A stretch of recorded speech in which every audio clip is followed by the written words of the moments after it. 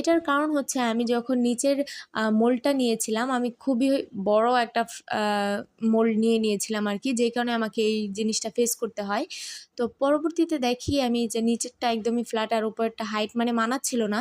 তো তখন আর কি করব? তখন আমি আবারও একটা নিচের কেকটা যেহেতু ভ্যানিলা বেস ছিল, আমি সেটা আবারও ১ পাউন্ডের একটা ভ্যানিলা বেস করে এটার ভিতরে লেয়ারে সেট করে দেই। তারপরে এই যে দেখেন কত বড় হয়েছে আর এই কেকটা মোটামুটি এখন ভালোই হাইট হয়েছে। আর এখন দেখতে ভালো লাগছিল। তাই যাই হোক এখানেও একটা জরিমানা দিতে হলো। তবুও আমি খুশি যে আমার ক্লায়েন্ট খুশি হয়েছিল আলহামদুলিল্লাহ। এটাই আমার কাছে সবচেয়ে বড় পাওয়া। আসলে আমি খরচ মেপে কখনোই আমি ডেকোরেশন করি না, যেটা আগেও বলেছি আর সবসময় আমি এটা মেনেও চলি।